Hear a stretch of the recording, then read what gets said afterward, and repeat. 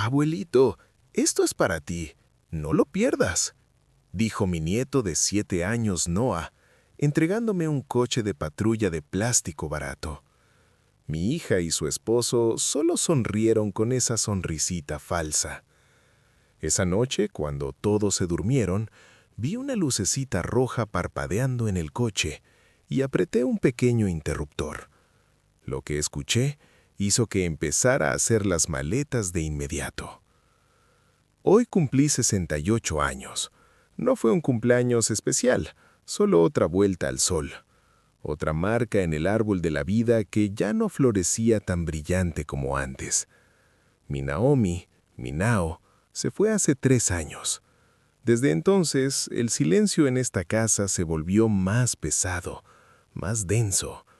Ya no era solo ausencia de ruido.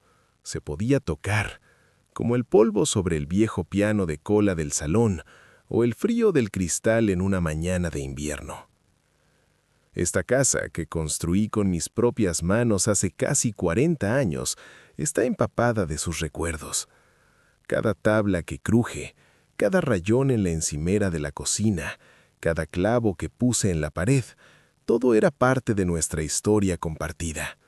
Yo me aferraba a estas paredes como al último pedazo de la vida que tuvimos juntos. Nunca me gustaron los cumpleaños. Después de que Naomi se fue, se convirtieron en una simple formalidad, una excusa para que mi hija Jasmine viniera con la familia y comprobara que el viejo seguía en pie. Llegaron justo antes del almuerzo. Jas es mi única hija, mi eterna preocupación. Marcus, su marido, es de esos hombres cuya sonrisa nunca llega a los ojos. Y Noah, mi nieto de 7 años, un niño callado y observador que tiene los ojos de mi Naomi. Él era el único rayo de luz que aún lograba atravesar las nubes de mi soledad. «Hola, papá. ¡Feliz cumpleaños!», dijo Jas con un abrazo rápido, casi de trámite, y me metió en las manos una bolsa con un pastel de nuez calientito. Olía a perfume caro y a la energía nerviosa del tráfico de la ciudad. «Hola, cariño. Gracias por venir». Marcus entró detrás, echando un vistazo rápido y calculador al recibidor, como si estuviera tasando la casa. «Señor Sterling, felicidades», dijo alargando la mano con un apretón flojo y sin calor. «Que siga fuerte, eso es lo importante». Ignoré su tono. Había aprendido a hacerlo hace tiempo, por Jas, por Noah, por la frágil paz que intentaba mantener. Noah fue el último en acercarse, tímido, agarrado a mi pierna. Me agaché para estar a su altura. «Hola, campeón. Qué gusto verte». Sin decir nada, me ofreció una cajita pequeña atada con un lazo torcido. «Es para ti, abuelito. Feliz cumpleaños». Dentro había un coche de patrulla de plástico rojo barato, de los que venden en las gasolineras.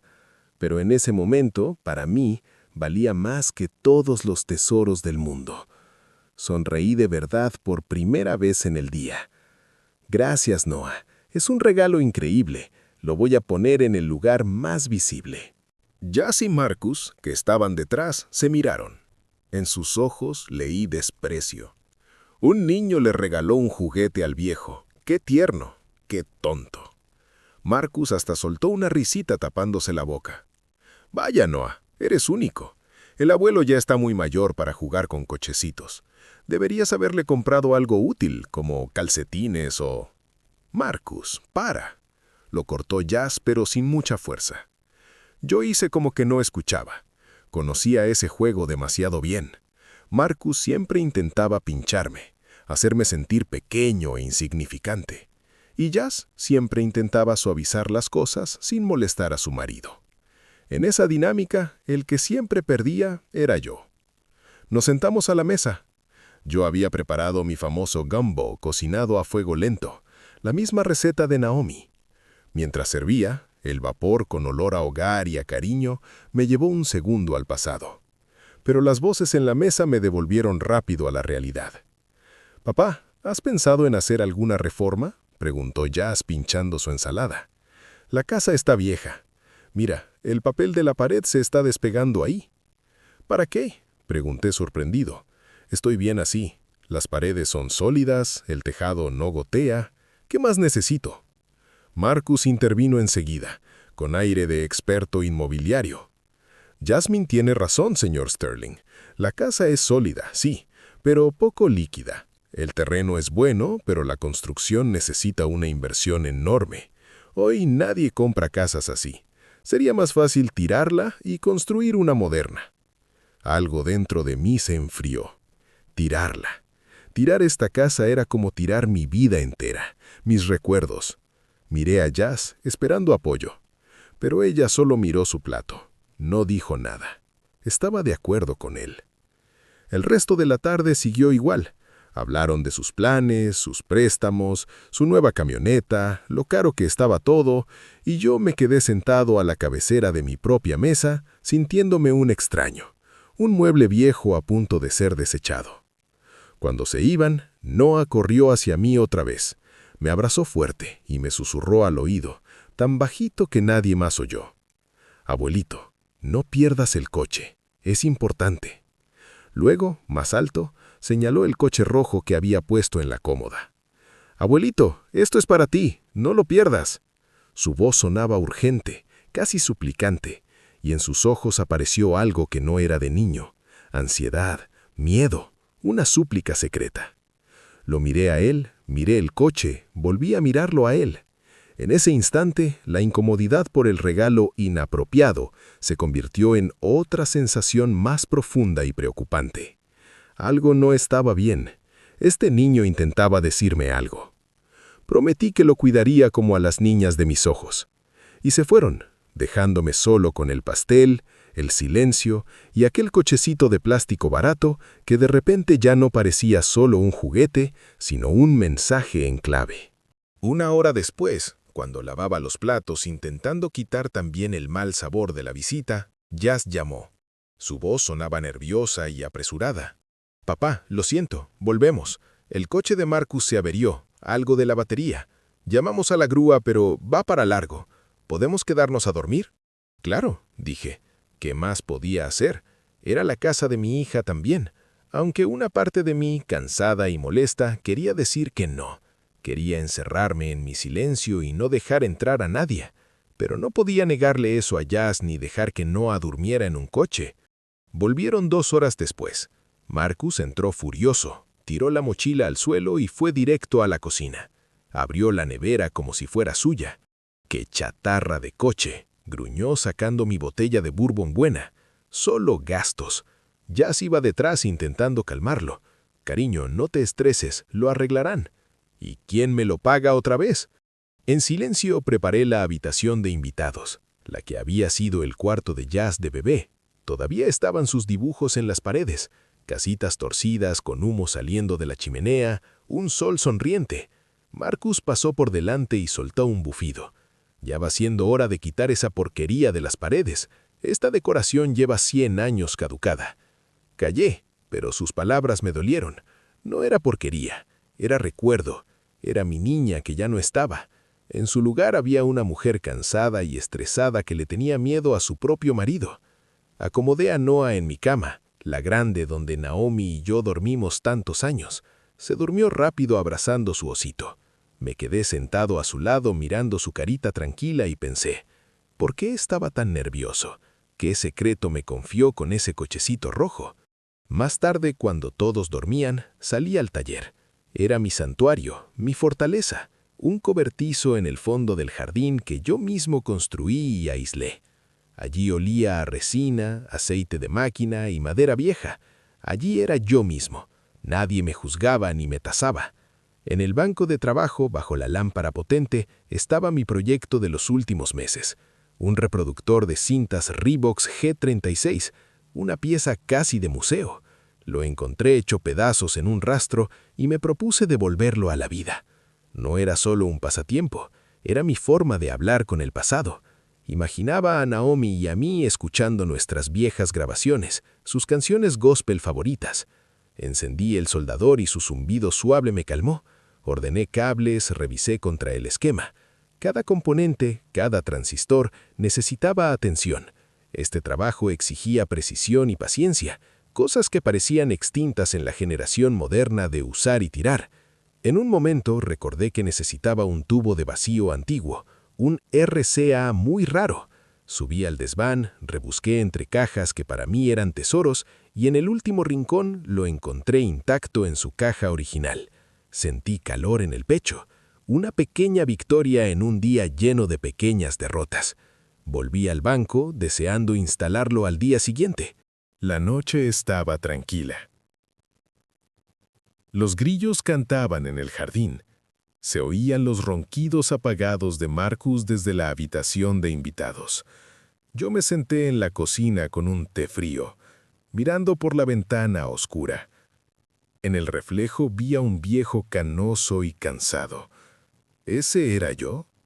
¿Dónde quedó el Eli que movía montañas, que construyó esta casa, que crió a una hija segura del futuro? Sentía que mis fuerzas se iban, no físicas, sino del alma. Estaba cansado de pelear, de justificarme, de ser el que siempre cedía. De pronto, el silencio se rompió con voces ahogadas desde la habitación de invitados. La puerta no estaba bien cerrada y llegaban fragmentos. «No puedo más», susurraba Jazz. «Él es tu padre y yo tu marido», respondía Marcus también en susurro, pero furioso. «Tienes que estar de mi lado. Tenemos problemas enormes, Jazz, y esta casa es la única solución. Es viejo, pronto se irá de todos modos». No escuché el resto. Bajaron más la voz, pero ya era suficiente. Entonces no me equivocaba. Todas esas charlas sobre reformas, sobre lo ilíquido que era la casa, no eran charla vacía. Era la preparación del terreno. Y por lo que parecía, estaban a punto de pasar al ataque. Una rabia fría y pesada me llenó el pecho. No contra Marcus, de él no esperaba otra cosa, sino contra Jazz, mi hija, que estaba ahí mismo escuchando cómo su marido planeaba quitarle la casa a su padre, y no encontraba fuerzas para decir un no rotundo. Me levanté, fui hasta la cómoda y tomé el coche rojo. Lo giré, lo miré por todos lados. Solo plástico barato, pero bajo la luz de la lamparita de noche, su rojo parecía casi amenazante. «Es importante», retumbó la voz de Noah en mi cabeza. «¿Qué intentabas decirme, nieto mío? ¿Qué secreto guarda este cachivache?» Apreté un botón del techo. Sonó una sirena chirriante. Apreté otro. Parpadeó una luz. Nada raro. Lo dejé otra vez, decepcionado. Tal vez solo eran imaginaciones de un viejo cansado que veía conspiraciones por todos lados. Pero igual me llevé el coche a la cama y lo puse en la mesita junto a la foto de Naomi. Por si acaso. Esa noche soñé algo raro. Caminaba por los pasillos de mi antiguo laboratorio de investigación y desarrollo y me perseguía un ruido grave que retumbaba en la tierra. Intentaba correr, pero me alcanzaba y llenaba todo el espacio.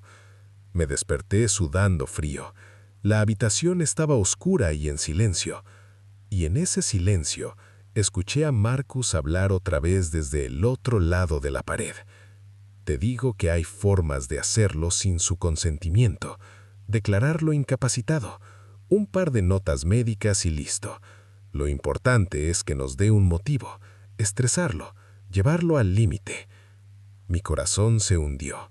Me quedé inmóvil, sin respirar. Ya no eran solo palabras sobre vender. Era un plan cruel y cínico para deshacerse de mí. Y entonces Marcus dijo la frase que rompió mis últimas ilusiones. «No te preocupes tanto por él», le dijo a Jazz, ahora más alto, pensando que yo dormía profundamente. «Vivirá en una residencia donde lo cuiden. Tenemos que pensar en el futuro, en nuestro futuro, Jazz, y en el de Noah.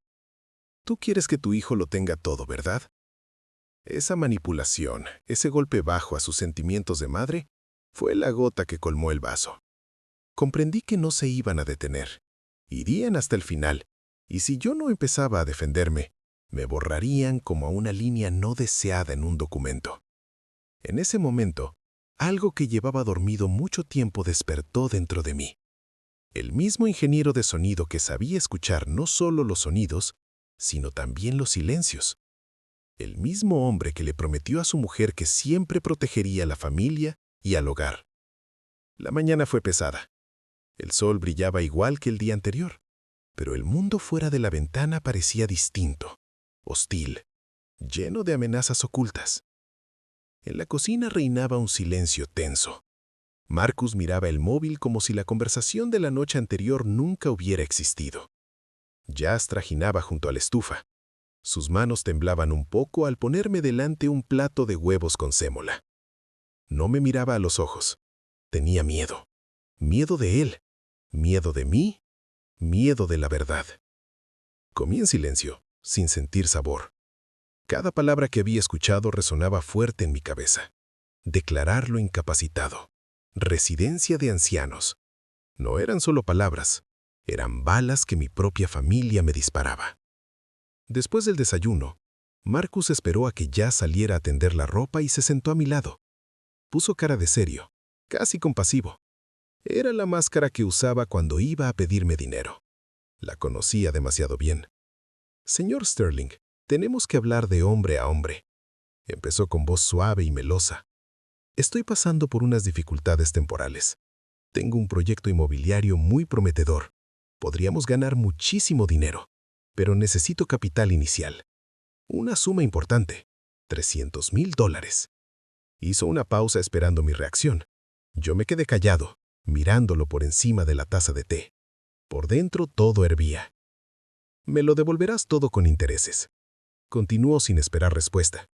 «Sabes que soy hombre de palabra. Es una oportunidad para todos, para Jazz, para Noah. Por fin podríamos respirar tranquilos».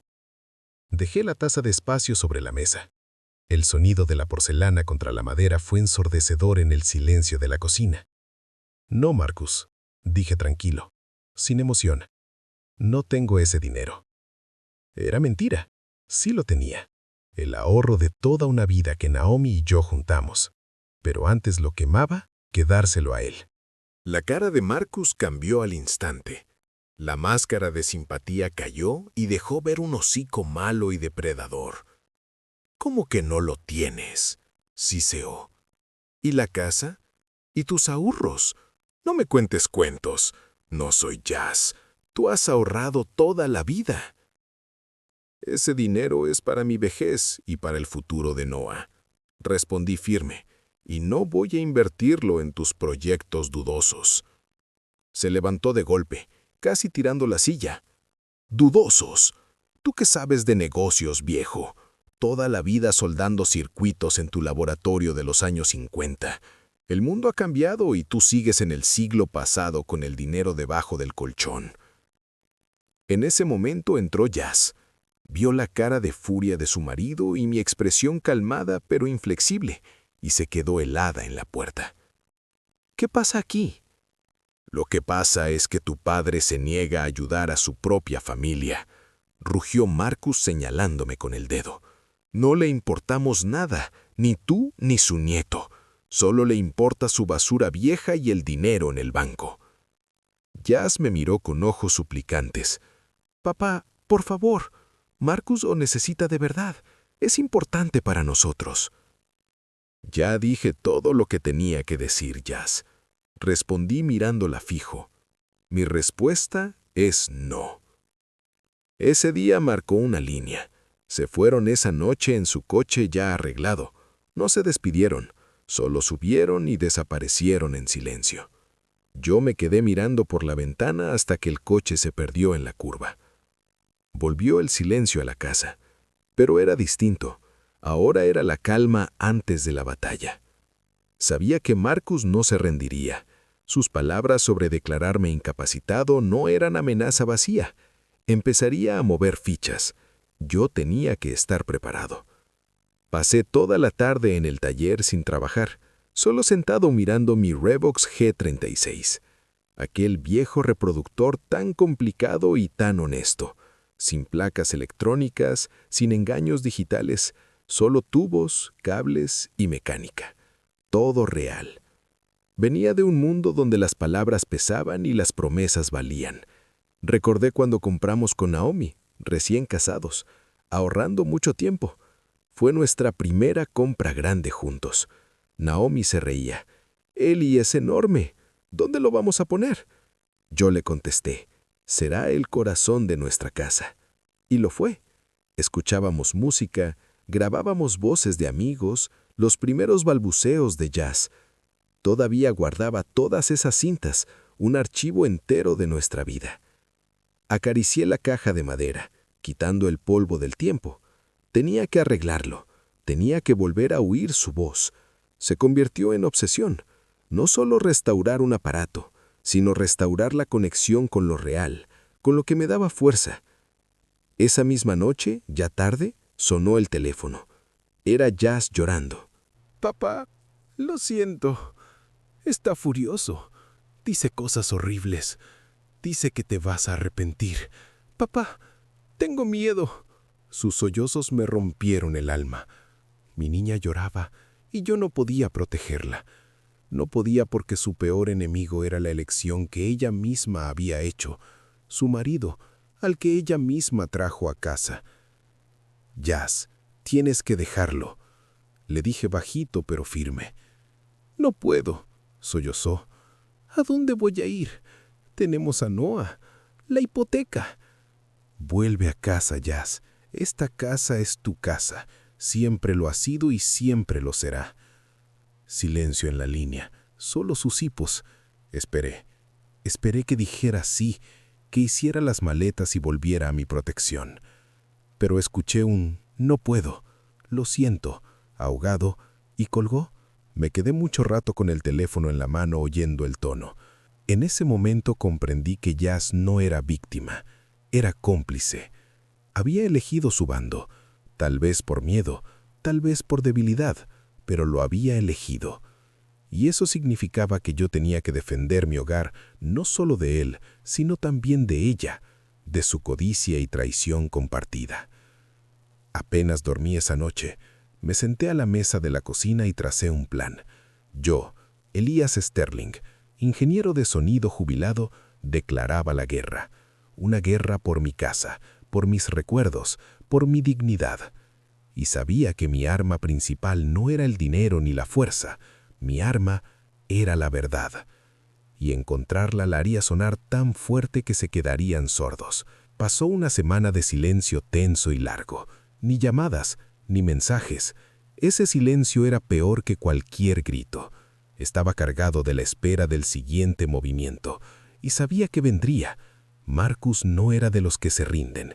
Acechaba como un predador antes del salto. Tenía que estar alerta. Seguí con mi vida normal, pero todo había cambiado. Cada llamada me encogía el corazón. Cada coche desconocido que aminoraba cerca de la verja me ponía en guardia.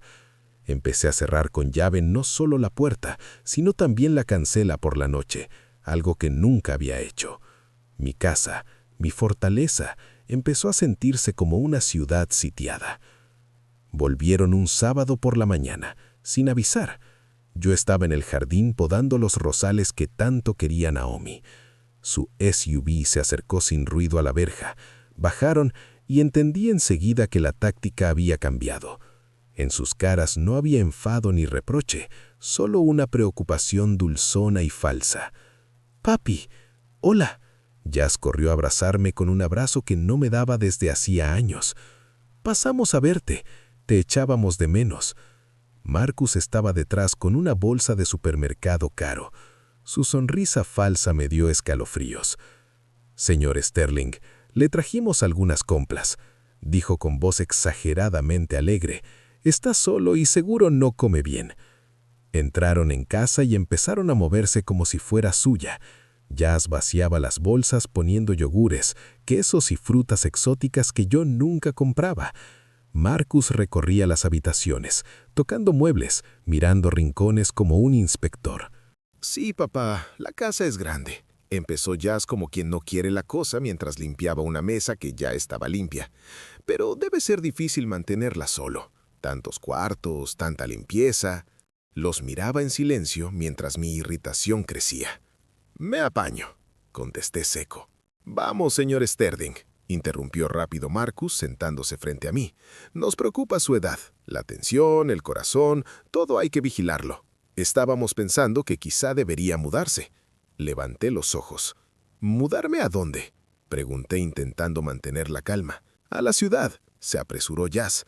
Podríamos buscarle un apartamento pequeño y acogedor cerca de nosotros. Pasaríamos todos los días a ayudarle y Noah estaría cerca. Lo dijo como si fuera el as de triunfo. Noah. Intentaban manipularme otra vez con mi nieto, pero esta vez no funcionó. Los veía venir. Mi casa está aquí. Corté. Yo no me muevo a ningún lado. Pero papá, es por tu bien, exclamó Jazz con desesperación fingida. Te cuidamos, no queremos que te pase algo y ni nos enteremos. Marcus le puso la mano encima en plan apoyo. Tu hija tiene razón, piénsalo. Vendemos esta casa, te compramos un apartamento y con el resto, bueno, apartamos algo para la universidad de Noah y nos ayudamos con nuestras deudas. A todos nos viene bien. Lo dijo tan fácil, tan natural, como si hablara de vender un armario viejo, y no de la casa donde pasé toda mi vida. Me levanté. La conversación ha terminado. Agradezco la preocupación, pero no la necesito. Se dieron cuenta de que así no lo conseguirían. Se quedaron otra hora haciendo de ofendidos benefactores, y luego se fueron. Al acompañarlos a la verja, vi que Jazz, al despedirse, dejó caer disimuladamente algo en el buzón. No dije nada. Esperé a que el coche desapareciera y entonces abrí el buzón. Dentro había un folleto brillante. Lo saqué. En la portada, ancianos sonrientes y felices posaban en un parque bien cuidado. Arriba, en letras grandes, Residencia Golden Meadows, sus años dorados con dignidad y cuidados. Me quedé con el folleto en la mano y sentí que el suelo se hundía. Así que no se habían rendido. El apartamento era solo un paso intermedio. El objetivo final era la residencia. Deshacerse de mí como de un trasto viejo. Volví a casa, me senté en mi sillón y miré largo rato esas caras sonrientes, esas promesas de comodidad y cuidados, pero en mis oídos resonaba la voz de Marcus. Vivirá en una residencia donde lo cuiden. Dentro de mí peleaban dos sentimientos. El primero era miedo, un miedo pegajoso y animal a la vejez sola, a la indefensión y la humillación. El segundo era una determinación fría y furiosa. No me voy a rendir. No tendrán esta casa. No tendrán nada. Pensé en Naomi. Recordé cuando elegimos este terreno. Hace mucho tiempo. Éramos jóvenes y llenos de esperanza. Solo era un solar lleno de maleza, pero nos paramos aquí de la mano y soñamos. Aquí el salón con una ventana grande, decía ella girando sobre sí misma. Y aquí la habitación del bebé, y justo debajo de este roble pondremos un columpio. Y yo te construiré el mejor porche trasero, le prometí. Nos sentaremos por las tardes a tomar té helado y a ver el atardecer. Y lo hicimos todo. Cada viga, cada ladrillo de esta casa estaba impregnado de nuestros sueños. No podía permitir que todo eso se pisoteara, se vendiera y se destruyera para pagar las deudas de un sinvergüenza. No podía traicionar a Naomi. No podía traicionarnos. Me levanté y fui al taller. Trabajar me calmaba, ordenaba mis pensamientos. Me senté al banco, encendí la lámpara y me incliné sobre mi Reeboks otra vez. Tenía que terminarlo. Se había convertido en cuestión de principios. Mientras pudiera arreglar algo, mientras pudiera crear con mis manos, no era un viejo indefenso, era un maestro, era el dueño de mi vida. Trabajé varias horas totalmente metido. Soldé el tubo nuevo, cambié un par de condensadores y cuando ya casi lo tenía, pasó lo inesperado. Se rompió la correa de arrastre, la banda de goma que hacía girar los carretes. Simplemente se pudrió con el tiempo y se partió en mis manos. Maldije. Algo tan pequeño. Pero sin eso todo el trabajo no servía de nada. Todo el mecanismo complejo quedaba inútil por un trocito de goma. Y en ese momento lo entendí. Era una metáfora de mi situación. Mi familia, mi hogar, era un mecanismo complejo que funcionaba años, y Marcus era esa correa podrida que amenazaba con estropearlo todo. Y si no lo sustituía, todo se vendría abajo. Dejé las herramientas. Ya sabía lo que tenía que hacer. Busqué en internet y encontré un foro de amantes del audio vintage. Allí había un hombre que vendía piezas originales para Revox. Le escribí y contestó casi al instante. Vivía en la ciudad de al lado. Quedamos en vernos al día siguiente. Ese pequeño detalle, esa correa, se convirtió en símbolo de esperanza. Encontraría la forma de arreglar todo, encontraría la forma de sustituir el componente podrido de mi familia o amputarlo para siempre. Los días siguientes los viví con los nervios a flor de piel, esperando el siguiente golpe. Me volví más observador, notando detalles a los que antes no prestaba atención. Cuando Jazz llamaba, escuchaba notas falsas de preocupación que escondían ansiedad. Preguntaba por la tensión, por si tomaba las pastillas, por si dormía bien. Cada pregunta era un clavito que intentaban meter en el ataúd de mi independencia. Contestaba breve y tranquilo, sin dar dónde agarrar. Entendía que buscaban pruebas de mi incapacidad y no iba a ayudarles. El miércoles volvieron con la excusa de ayudarme a limpiar. Me negué. Dije que me apañaba solo, pero insistieron. «Papá, ¿qué te cuesta? Solo queremos ayudar», dijo Jazz con cara de ofendida por mi ingratitud. Entraron como langostas. Jazz empezó a lavar cristales y Marcus, con aire de profesional, fue directo a mi estudio. Era mi santuario. Allí trabajaba cuando estaba en el laboratorio. Guardaba todos mis documentos, planos y archivos. En la pared colgaba un retrato de Naomi joven. «Solo voy a quitar el polvo aquí, señor Sterling», dijo, cogiendo un trapo. Me quedé en la puerta mirándolo. No me creía ni una palabra. Pasó el trapo por los libros mientras vigilaba los cajones del escritorio. Yo los había dejado abiertos a propósito. Era cebo. En el cajón de arriba, en una carpeta que ponía «Casa», estaban todos los documentos de la propiedad. Quería ver hasta dónde llegaba. Fingí salir al jardín, pero me quedé en el porche espiando por la ventana. Y claro, ¿picó? En cuanto pensó que no lo veía, abrió el cajón rápido, sacó la carpeta y fotografió frenéticamente cada página con el móvil. La escritura, el plano catastral, todo. En ese momento no sentí rabia, sentí desprecio frío.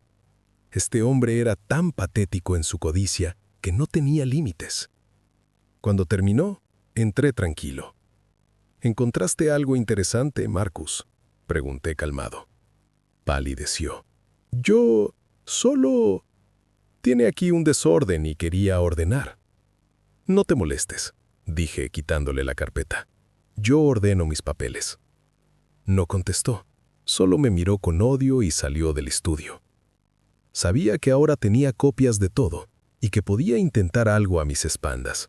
Falsificar una firma, buscar un notario corrupto. Tenía que actuar antes. Esa misma tarde, después de que se fueran, llamé a un número que no marcaba desde hacía años. Curtis Ellington, mi viejo amigo y compañero del laboratorio. Después del recorte de plantilla se hizo abogado, y según decían, era de los mejores en litigios de propiedades del Estado. «¿Ellie Sterling eres tú de verdad?», respondió una voz alegre que no había cambiado. «Soy yo, Kurt. Hola. Hace mucho». «¿Qué pasa? Tu voz no suena bien». Le conté todo sin guardarme nada.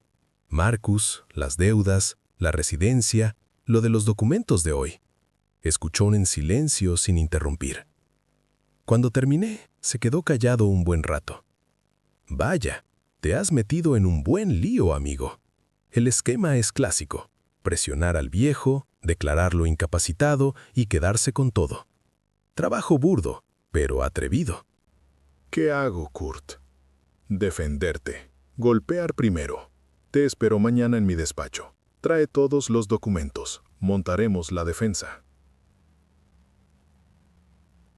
Al día siguiente fui a su oficina, en el centro, en un edificio antiguo de techos altos. Kurt me recibió con un apretón de manos fuerte. Apenas había cambiado, solo todo el pelo gris. Pasamos varias horas. Estudió cada papel. Hizo preguntas precisas y profundas. «Vale», dijo dejando los documentos. El plan es simple. Primero, presión psicológica. Ya empezaron. Segundo, recoger pruebas de tu demencia. Seguro ya hablaron con vecinos. Tercero, un informe médico comprado. ¿Y qué consiguen con eso? Lo conseguirían si te quedas de brazos cruzados, sonrió Kurt. Pero vamos a cortarles las alas. Primero, redacto y envío avisos a todos los registros, notaría, etc., diciendo que cualquier operación con tu propiedad sin tu presencia física y mi supervisión legal será nula. Eso los frenará. Segundo, tú te haces un examen médico independiente para tener un papel que diga que estás perfectamente lúcido. Te paso contactos de confianza. Hablaba claro, profesional, y su seguridad me contagió. El miedo retrocedía. Daba paso al cálculo frío. Ya no era una víctima sola, tenía un aliado. Y una cosa más, Eli, bajó la voz. Necesitamos pruebas de su plan. Grabaciones, mensajes, lo que sea que demuestre su mala intención. Esa será nuestra base ganadora si llegamos a juicio. Asentí. Una grabadora. Ya se me había ocurrido. Toda mi vida trabajé con sonido. Sabía hacer una grabación limpia e irrefutable. Esa misma tarde, en casa, saqué del almacén un micrófono de solapa diminuto y una grabadora digital pequeña. Equipo viejo pero fiable, de cuando las cosas se hacían para durar siempre. Pensé dónde esconderlo, y entonces mi mirada cayó en el coche de patrulla rojo que estaba en la cómoda. Es importante. El corazón me latió fuerte. Lo cogí. Era ligero y hueco. Con un cóter, abrí con cuidado la carcasa. Dentro cabía de sobra. El micro y la grabadora entraron perfectos. Pasé la cabecita del micro por uno de los agujeros de la sirena. No se notaba. Luego pegué la carcasa con cuidado. Ya no era un juguete, era mi trampa. Solo quedaba esperar. Esperar que volvieran. Sabía que sería pronto. Se creían impunes. Pensaban que era un viejo roto e indefenso, y esa seguridad sería su mayor error. Puse el coche bien visible en la mesa del salón y esperé, como araña en el centro de la tela. Llegaron el viernes por la noche. Como había predicho Kurt, decidieron subir la presión. Esta vez trajeron a Noah. Fue el golpe más bajo y cruel. Sabían que por mi nieto yo haría cualquier cosa. Marcus entró con una caja grande con lazo. Su sonrisa era de victoria. Jazz lo seguía con los ojos bajos y una tarta en las manos. «¡Sorpresa!», anunció Marcus. «Decidimos celebrarte otro cumpleaños para compensar lo del otro día». Los miré en silencio. Sabía que era teatro. Cada gesto, cada palabra formaba parte del plan. Noah, al ver su coche en la mesa, corrió y empezó a rodarlo por el suelo haciendo ruidos de sirena. «Brum, wio, wio». Su alegría infantil contrastaba con la tensión que flotaba en el aire. Yo, discretamente, apreté el botón de grabar en mi móvil que llevaba en el bolsillo. Doble seguro. Nos sentamos a la mesa. Encendieron velas en la tarta y me hicieron soplar. Jazz cortaba la tarta con manos temblorosas. Marcus servía champán. «Bien, señor Sterling, a su salud», brindó, «y a nuestro futuro compartido». Bebí un sorbo sin quitarles ojo. Él se lo tomó de un trago como para darse valor. Y entonces, sin dejarme ni masticar un trozo de tarta, puso una carpeta en la mesa. «No podemos seguir posponiéndolo», empezó en tono de negocios. «La situación es crítica. Necesitamos tu decisión ahora». Abrió la carpeta. Era una escritura de donación. Mi casa, mi vida, en blanco y negro. «¿Qué es esto?», pregunté, aunque lo sabía todo. «Es la solución a todos nuestros problemas», respondió Marcus empujando el papel hacia mí. «Firmas la casa a nombre de Jasmine. La vendemos, arreglamos nuestras finanzas, te compramos un apartamento bonito en la ciudad, todo como hablamos». Ya os di mi respuesta, dije firme. Y no la entendiste, sonrió Marcus con ojos de acero. No tienes elección. Jazz, sentada a su lado, empezó a llorar tapándose la cara. Noah, al oír las voces tensas, dejó de jugar y nos miraba asustado. ¿Qué significa eso?, pregunté, sintiendo que todo dentro de mí se hacía nudo. Y entonces Marcus dio el golpe final. Señaló a Noah. Significa que si no firmas este papel, dijo despacio, marcando cada palabra, no volverás a ver a tu nieto. Nunca. ¿Me oyes? Nos iremos a otra ciudad, a otro estado, y desapareceremos. Te quedarás solo en este cuchitril, completamente solo el resto de tus días. El aire se volvió denso. Miré a Jazz.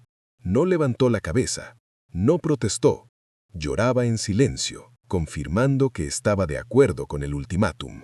Mi hija, mi sangre, dispuesta a abandonarme, a quitarle el abuelo a su hijo por dinero y por los caprichos de este don nadie. En ese momento no sentí dolor ni miedo. Sentí que algo se rompía dentro de mí. El último hilo que me unía a ella, a la niña que amé más que a mi vida, murió ahí mismo, en esa mesa. Miré a Noah. Me miraba con sus ojos enormes y asustados. Todo el dolor estaba en su mirada. Él lo entendía todo, y en sus ojos leí la pregunta muda. ¿Qué vas a hacer, abuelito? Lentamente levanté la vista hacia Marcus. Me miraba con sonrisa triunfal. Estaba seguro de su victoria. Pensaba que me tenía acorralado.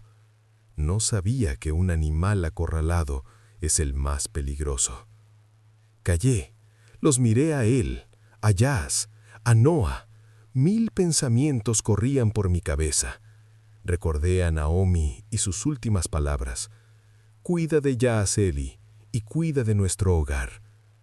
Recordé mi promesa, pero también entendí que Naomi nunca hubiera querido que sacrificara mi dignidad por la mujer en que se había convertido nuestra hija. El silencio se alargó. Marcus empezó a ponerse nervioso.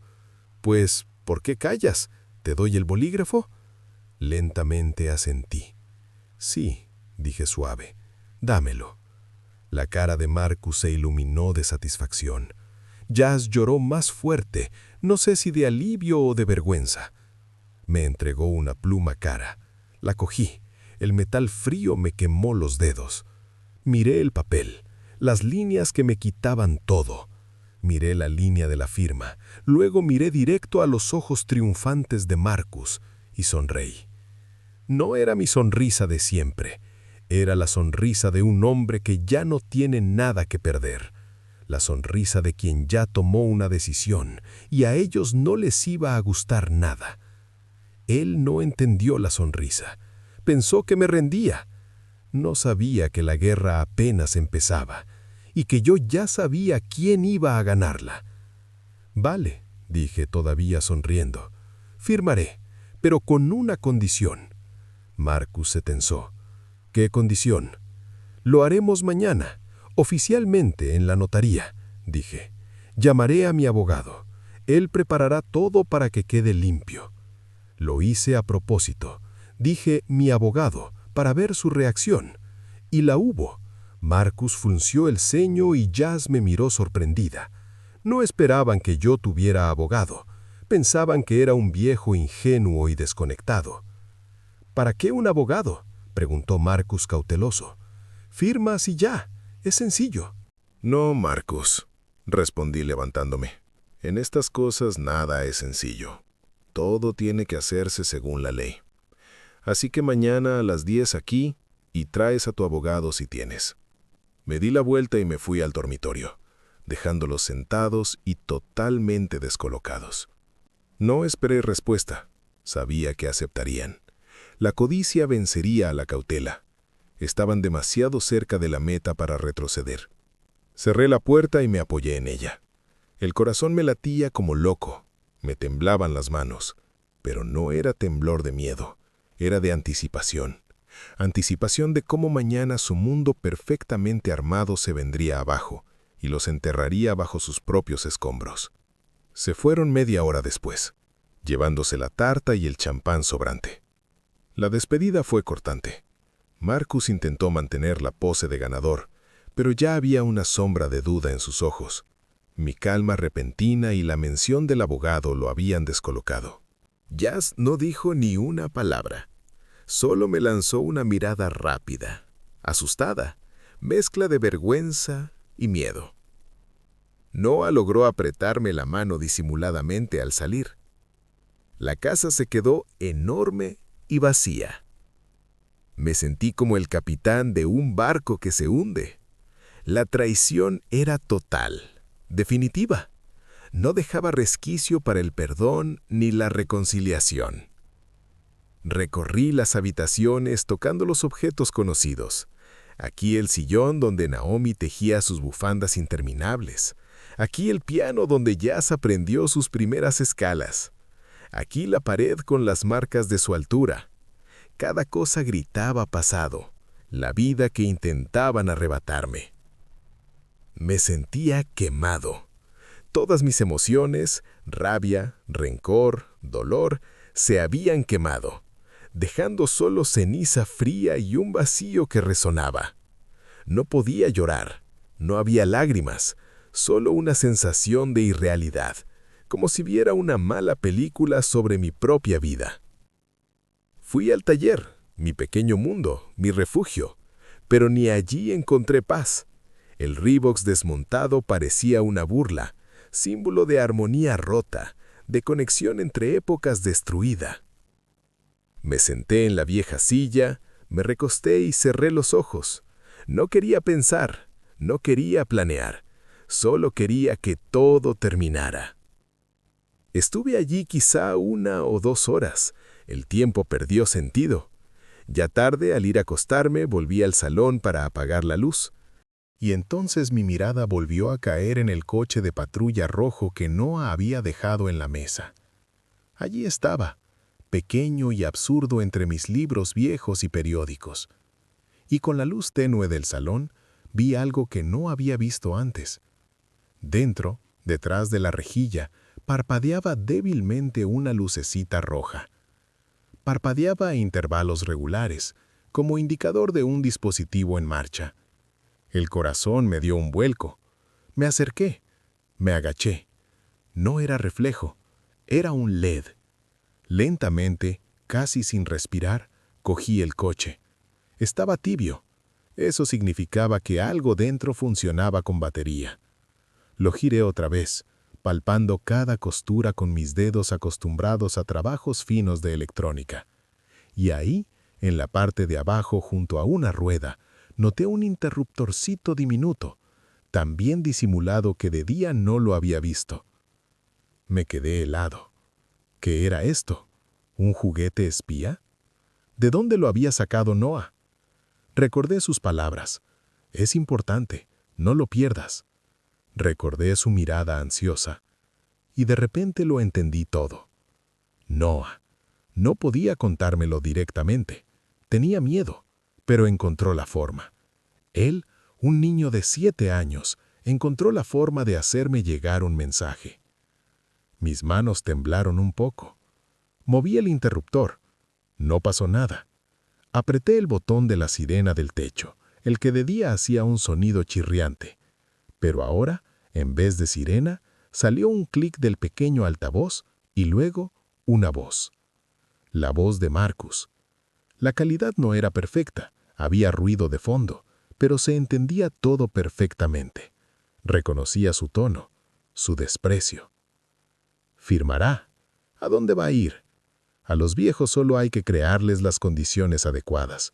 Un poco de presión, un poco de chantaje y se rompen, sobre todo tíos como él, que han vivido siempre en su caparazón. Escuché y la sangre se me heló. Esta no era la conversación que yo había oído la otra noche. Era otra, anterior, más sincera. Lo importante es que Jas no se ablande, Marcus. Es blanda. Todavía le da pena a su papi. Ayer le di una buena bronca. Lloró hasta la mañana. Pero no pasa nada. Llora a ese le pasa. Cuando vea el dinero se le olvidan todos los sentimentalismos. Luego se oyó otra voz, desconocida, rouca. ¿Y estás seguro de que no se rebelará? ¿No irá a la policía? Venga ya, se rió Marcus. Ese dinosaurio ni siquiera sabe usar un smartphone. Vive en el siglo pasado. Está completamente indefenso. Lo limpiaremos y ni se dará cuenta. Y luego al vertedero, a la residencia estatal más barata, que cuente sus historias de laboratorio a otros abueletes.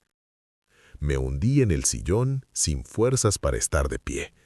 El pequeño coche en mi mano pesaba como una piedra.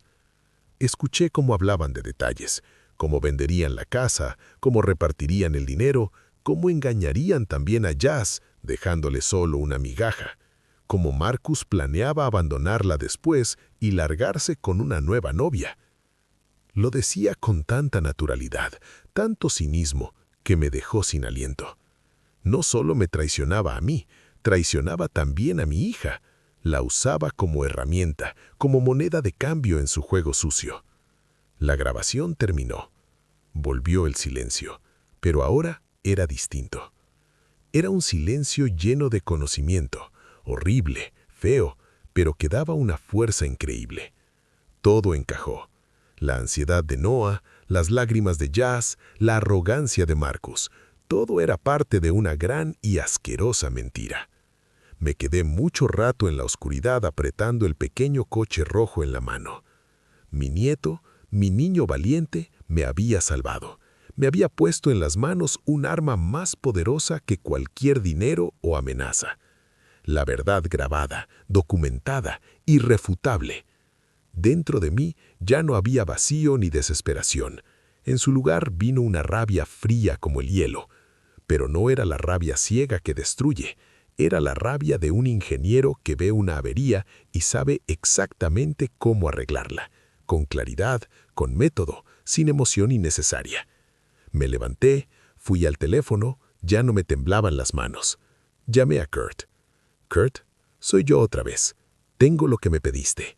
Y más. ¿Qué es? Tengo la grabación, dije. Una grabación que los va a enterrar a todos. No esperé a la mañana. Fui al dormitorio, abrí el armario y saqué una maleta vieja y gastada, la misma de mis viajes de trabajo. La abrí y empecé a meter cosas despacio, con cuidado. No todo, solo lo esencial y más valioso. Fotos de Naomi, una carpeta con sus cartas, algo de ropa, mis herramientas de trabajo. No hacía la maleta para huir, hacía la maleta para empezar una vida nueva ahora mismo, porque entendí que esta casa, impregnada de sus mentiras y traición, ya no era mi hogar. Mi verdadero hogar estaba donde hubiera verdad y dignidad, y yo lo iba a construir desde cero, sobre las ruinas de su mundo falso. La noche la pasé sin dormir. No lo intenté siquiera. Trabajé. Mi taller se convirtió en cuartel general. Conecté la grabadora del coche al ordenador. El archivo era uno solo, casi una hora. Me puse mis auriculares profesionales, los que usaba para escuchar grabaciones secretas en el laboratorio. No solo escuchaba, analizaba cada sonido, cada respiración, cada roce de fondo. Mi oído, entrenado por décadas de trabajo con acústica, captaba lo que cualquiera pasaría por alto. Oí la tele de fondo. Era un partido de fútbol. Incluso identifiqué al comentarista. Eso me permitiría saber la fecha exacta de la grabación. Oí vasos de cristal puestos en la mesa, hielo tintineando, estaban bebiendo, celebrando su futura victoria. Ese detalle le ponía un tinte aún más vil a su cinismo. Con un programa especial empecé a limpiar el audio. Quité ruidos de fondo, nivelé volumen, realcé las voces. Mis dedos volaban por el teclado. Hacía mucho que no sentía esa adrenalina profesional. El dinosaurio del siglo pasado, como me llamó Marcus, estaba usando tecnologías que ese arribista ni soñaba. No solo hice copias, creé pruebas perfectas, irrefutables. A las 7 de la mañana tenía varias copias en distintos soportes: pendrive, nube y hasta una cinta de cassette antigua. Paranoia de ingeniero viejo. A las 7 llamé a Kurt. ¿Ya estás despierto? ¿Cómo voy a dormir? ¿Qué tienes? Ven y trae tu grabadora. Tenemos que documentar algo. Llegó una hora después, con cara de sueño pero ojos vivos de interés. Lo senté a la mesa sin decir nada y le di los auriculares. Escucha. Escuchó y su cara se endureció a cada minuto. Frunció el ceño, apretó los labios. Cuando terminó la grabación se quedó callado mucho rato mirando un punto fijo. «Joder», dijo al fin. «Esto es un jackpot, Ellie. Esto no solo es estafa, es conspiración, amenazas, planificación. Aquí hay varios delitos graves». «No quiero meterlo en la cárcel», dije tranquilo. «No quiero venganza, quiero justicia y libertad». «¿Qué quieres hacer?» Y le expuse mi plan, punto por punto. Kurt escuchó y una sonrisa de respeto le apareció en los ojos. «Listo. Cruel, pero elegante. Le quitas todo sin ensuciarte las manos. Me gusta». Pues eso haremos. Yo preparo los papeles. Mientras Kurt se fue a su despacho, yo me ocupé de la segunda parte del plan. Llamé a una inmobiliaria. Llegó una agente alegre llamada Brenda Wallace. «Quiero vender la casa», le dije. «Urgente». La mujer recorrió la casa con ojo profesional. «Es una buena casa, buen terreno, pero una venta urgente siempre baja el precio». «Estoy dispuesto a perder dinero», respondí. «No necesito el dinero. Necesito que la operación se cierre cuanto antes. Y hay una condición». «¿Cuál?» «Quiero que el comprador sea una organización, no un particular. Un centro infantil o de rehabilitación, algo que sirva para algo bueno». Me miró sorprendida. «Eso complica la búsqueda. Le pago el doble de comisión si encuentra comprador así en una semana». Se dio cuenta de que iba en serio. Sus ojos brillaron. «Haré todo lo posible, señor Sterling». Cuando se fue, me senté al escritorio y escribí 2 cartas. La primera a Jazz era corta. «Jazz, lo sé todo. No hay nada que hablar. Adiós». La segunda a Noah era larga. Le escribí cuánto lo quería, que era el niño más valiente del mundo, que el abuelo siempre estaría ahí para él aunque estuviera lejos. No hablé de sus padres. No quería manchar su infancia con esa porquería. Guardé las cartas en sobres y las dejé aparte. Se las daría cuando todo terminara. A las 10 en punto, como acordamos, un coche de lujo extranjero paró frente a la verja. Bajaron Marcus y Jazz. Vestían de negocios. Marcus de traje, Jazz con un vestido serio. Sus caras eran de suficiencia y expectación. Venían a por una rendición. No sabían que venían a su propia ejecución. Los recibí en el salón. A mi lado estaba Kurt, impecable de traje y cara de piedra.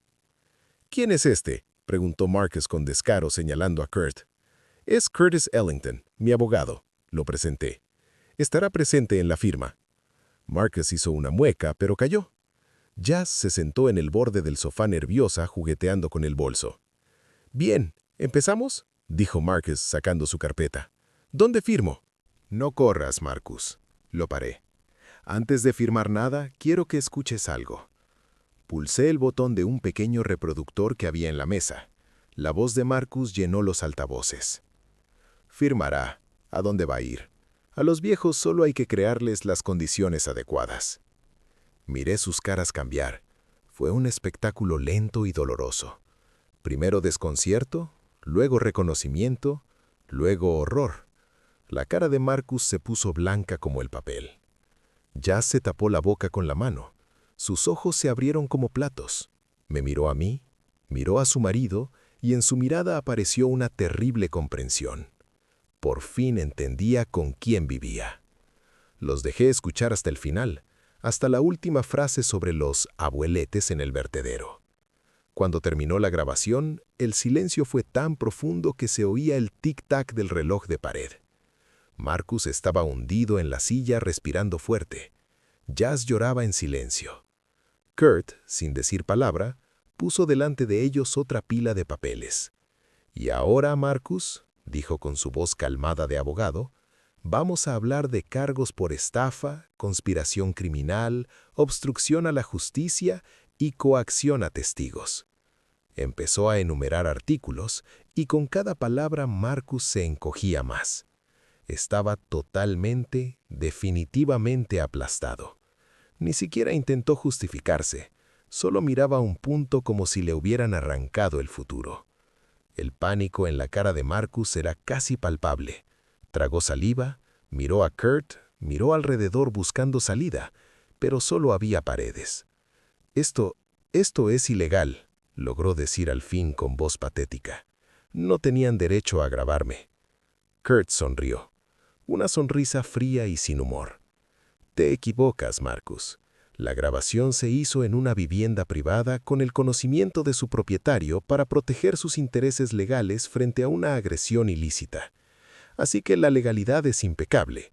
Pero tus actos, golpeó significativamente con el dedo en los papeles, plantean muchas preguntas a las autoridades. Jazz levantó sus ojos llenos de lágrimas hacia mí. Ya no había miedo a su marido, había desesperación y arrepentimiento tardío.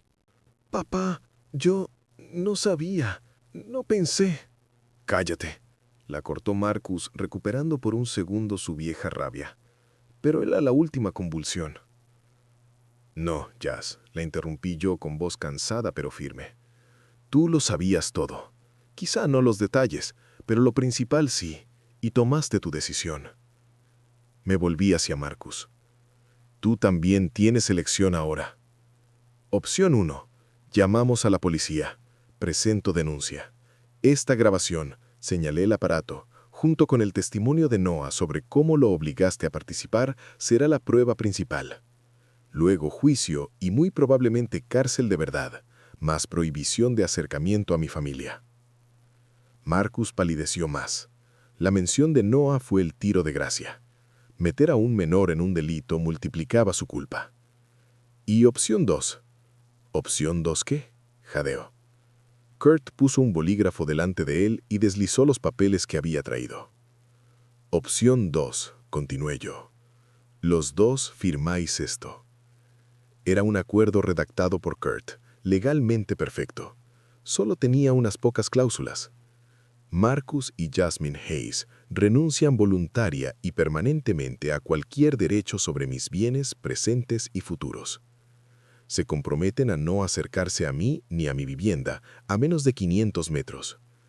Jasmine transfiere temporalmente la custodia de Noah Hayes a mí, hasta que el juzgado decida definitivamente.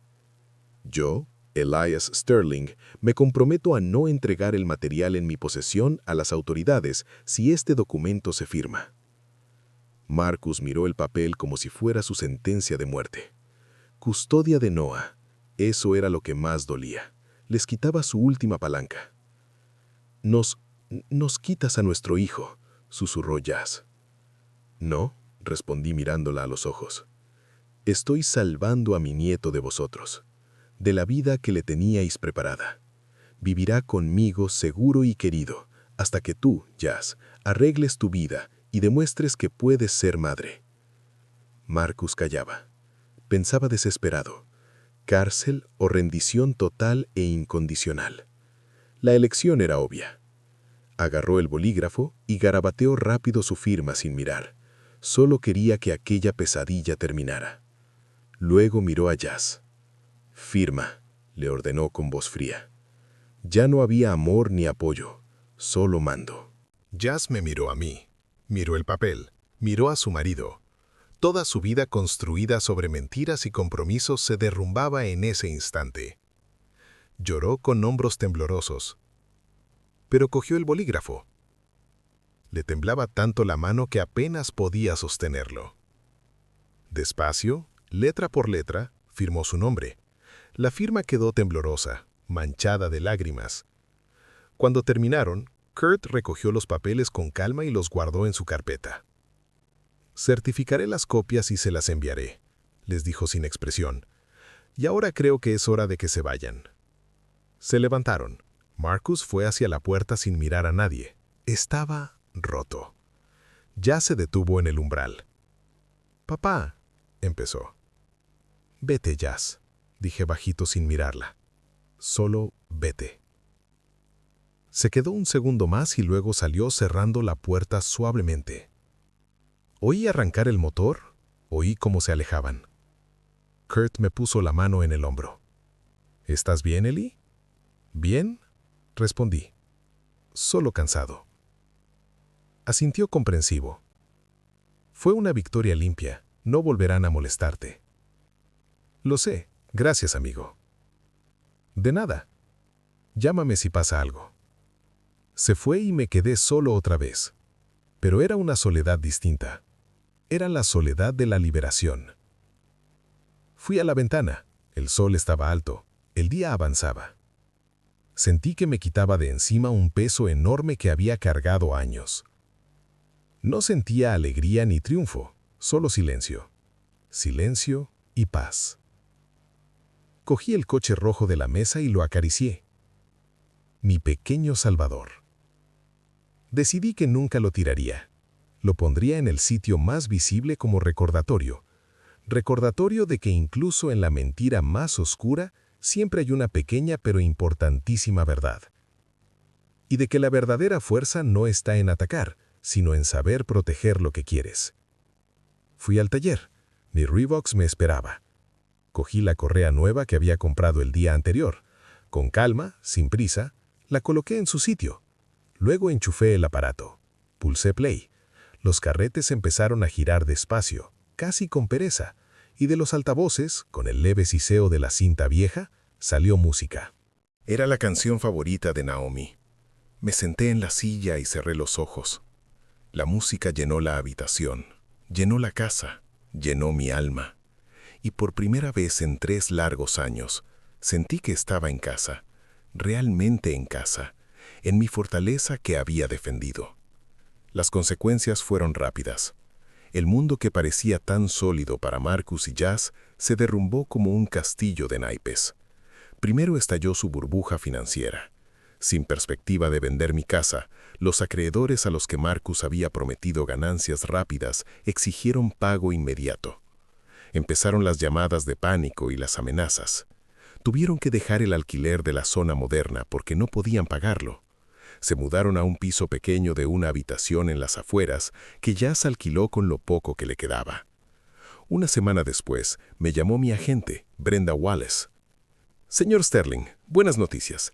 Tengo comprador tal como usted quería. Una fundación benéfica privada que va a abrir un centro para niños con necesidades especiales.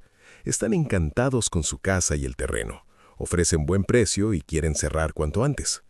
Acepté sin dudar. Pensar que ahora en las paredes de mi casa sonarían risas de niños donde hubo tanto dolor y lágrimas me dio un alivio enorme. Era el mejor final posible para esta historia. De Jazz me enteré por Kurt. Él, como prometió, inició el proceso legal para formalizar mi custodia de Noah. Jazz no se opuso. Parecía incluso aliviada de quitarse temporalmente la responsabilidad. La vista fue rápida dadas las firmas y su situación económica. La decisión fue clara. Noah se vino a vivir conmigo oficialmente. El día que fui a recoger sus cosas a su nuevo piso, vi a Jazz por primera vez desde la discusión. Estaba más delgada, parecía agotada. En sus ojos solo había vacío y cansancio. Marcus no estaba. Se fue, dijo bajito entregándome la mochila de Noah. Dijo que todo era culpa mía, que yo era una débil que no supo presionar a su propio padre. Cogió el poco dinero que quedaba y se largó. No sentí pena por ella, suena duro pero es verdad. Solo sentí frialdad y distancia. Ella eligió ese camino. Mándale dinero para él, dijo en cuanto encuentre un trabajo decente. Vale, respondí. Noah, que había estado callado a un lado, se acercó y me cogió de la mano. Su manita en mi mano grande fue como un ancla en medio de tanto problema ajeno. «Vamos a casa, abuelito», dijo, y nos fuimos. La venta de la casa tardó aproximadamente un mes. El día del cierre, cuando firmé los últimos papeles, me sentí ligero. No me despedía del pasado, lo soltaba. Con la casa, vendía también los recuerdos que dolían. Me quedé solo con los buenos, solo con Naomi. Con el dinero compré un apartamento pequeño pero acogedor de 2 habitaciones en un barrio tranquilo y verde cerca de un buen colegio para Noah. Y por supuesto, cumplí mi sueño de siempre. Compré un terreno pequeño fuera de la ciudad, junto al bosque, donde me construí un taller nuevo, amplio, luminoso, exactamente como siempre quise. La vida con Noah fue distinta. Yo no estaba acostumbrado al ruido de un niño, a los juguetes tirados, a tener que hacer desayuno, comida y cena, pero era un trajín bienvenido. Pronto cogimos ritmo. Por las mañanas lo llevaba al colegio, luego iba al taller o a hacer recados. Por las tardes lo recogía. Hacíamos deberes juntos, dábamos paseos, leíamos libros. Lo vi descongelarse. Las primeras 2 semanas estuvo muy callado, casi asustado. Pero poco a poco, al sentirse seguro, volvió a ser un niño normal. Alegre, curioso y a veces travieso. Preguntaba mucho por Naomi. Saqué los álbumes viejos de fotos y pasábamos horas mirando. Le contaba sobre ella, sobre nuestra vida, sobre cuánto la esperamos a él. Quería que conociera sus raíces, las de verdad, no las envenenadas por mentiras. Una tarde, sentados en la cocina, me preguntó de repente: «Abuelito, ¿vendrá mamá a verme?» Bajé el periódico. Era una pregunta difícil. «Claro que vendrá», respondí, «cuando esté preparada. Te quiere mucho, solo está un poco perdida». «¿Y el tío Marcus?», preguntó más bajito. «No, Noah, el tío Marcus no volverá nunca». Asintió, y me pareció que suspiró aliviado. Jazz llamaba poco, casi siempre para preguntar por Noah. Contestaba breve y al grano. Encontró trabajo de administrativa en un pequeño centro médico. Su voz sonaba cansada. Nunca pidió perdón, y yo no lo esperaba. Entendía que algunos abismos no se pueden cruzar. Solo se aprende a vivir en orillas distintas. De Marcus supe por conocidos que intentó montar otro proyecto. Volvió a endeudarse, quebró y al final desapareció. Se fue a otra ciudad cortando todo contacto. Se esfumó como humo, dejando solo peste y ruinas. No me sentí ganador. En guerras como estas no hay ganadores, solo supervivientes. Yo sobreviví y salvé a mi nieto. Era suficiente. Ya no miraba atrás. Toda mi vida estaba en el presente y el futuro. En Noah, en mi nuevo taller, en las tardes tranquilas con un libro, en las pequeñas alegrías simples que había olvidado disfrutar durante los años de lucha y ansiedad. Un día, rebuscando en cajas viejas, encontré la cinta con la voz de Naomi, la que quería escuchar en el Reeboks restaurado. Puse el carrete, pulsé play y la habitación se llenó de su voz. Leía poesía. No dejes que tu alma sea perezosa, que no solo remueva el agua en el mortero. El alma debe trabajar y trabajar, día y noche, día y noche. Escuché y las lágrimas me rodaron por las mejillas. Pero no eran lágrimas de pena. Eran lágrimas de limpieza. Había cumplido su mandato. No dejé que mi alma fuera perezosa. Eché fuera la oscuridad y ahora había luz en mi vida otra vez. Pasó un año de silencio, paz y creación.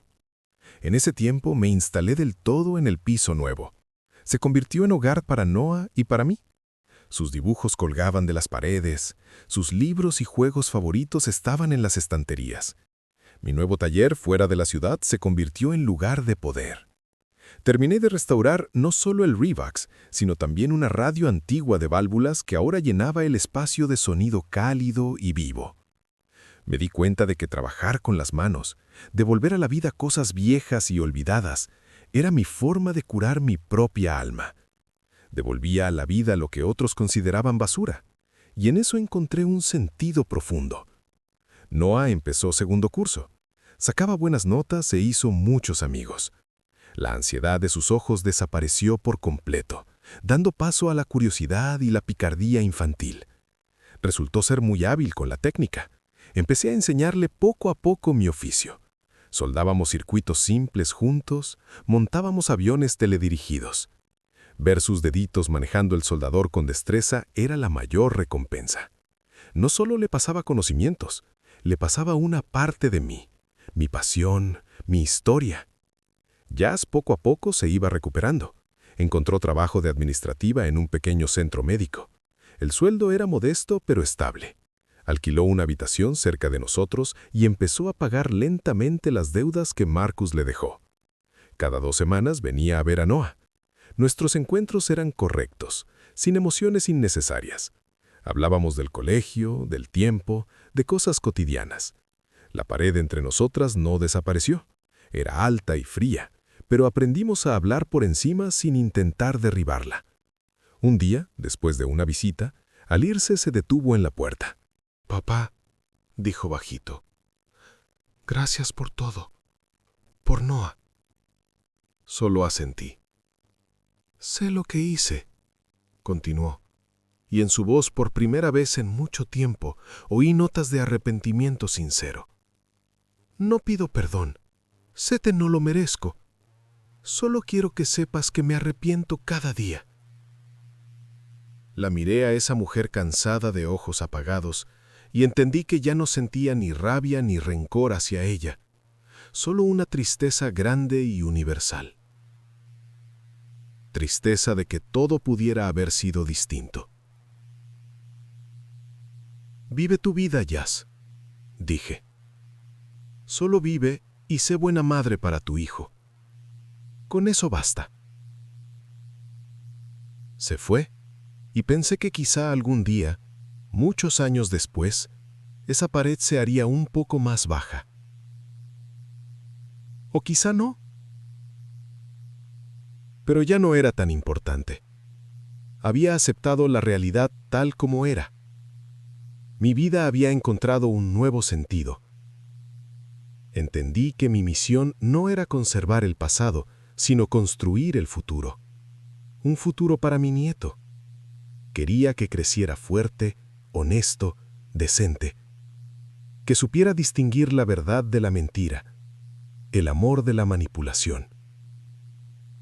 Quería que supiera que familia no es sangre, sino confianza y apoyo. A veces por las noches, cuando Noah dormía, me sentaba en el taller, escuchaba jazz antiguo y pensaba en el camino extraño e impredecible que había tomado mi vida. Yo, un ingeniero callado de un laboratorio secreto, me encontré en el centro de un drama familiar casi shakespeariano. Perdí una hija, pero gané un hijo. Perdí una casa, pero construí una nueva fortaleza. Estuve al borde del abismo, pero encontré fuerzas no solo para sobrevivir, sino para volver a ser feliz. Ya no temía la soledad. Aprendí a apreciar el silencio. Pero ahora no era el silencio del vacío. Era el silencio del cumplimiento. Un silencio en el que podía escucharme a mí mismo. Y esa voz me decía que lo había hecho todo bien. ¿Te gustó mi historia? Si escuchaste hasta el final, deja un número 1 en los comentarios. Si te gustó, apóyame con un like y una propina pequeña. Tengo muchos más relatos de vida así en el canal, así que suscríbete y échales un vistazo. En pantalla te dejo 2 historias nuevas que encantan a todo el mundo. Gracias por estar aquí. Nos vemos en la próxima. Con cariño.